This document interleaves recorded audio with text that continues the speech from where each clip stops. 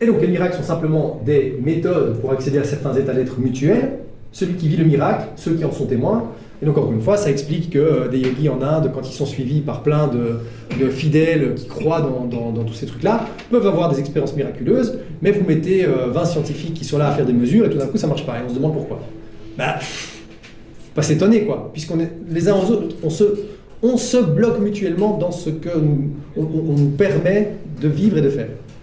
Et en fait, c'est pareil avec l'exemple du comique. C'est-à-dire que le comique qui monte sur scène et qui dit un truc et que personne ne le trouve drôle, en fait, vous l'invalidez dans son rôle de comique. Vous lui empêchez le fait de vivre l'expérience d'être un comique. Okay, mais en fait, un yogi à qui vous invalidez le fait de pouvoir l'éviter, ben vous l'invalidez là-dedans. Mais c'est la même chose, fondamentalement.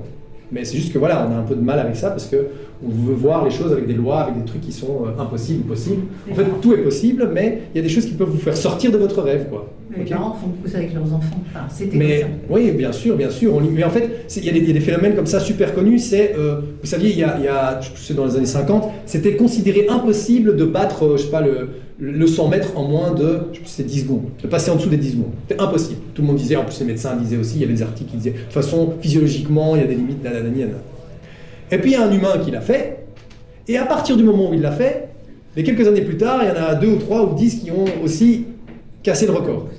Mais donc en fait, à partir du moment où vous voyez que quelque chose est possible, ça débloque ces possibilités en vous.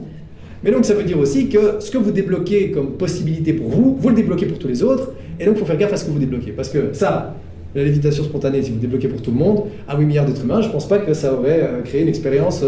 Enfin, on serait très vite sorti de ce rêve, quoi, si vous voulez, ok. On serait réveillé, on serait plus humain, quoi. On serait autodétruit, on aurait... Voilà.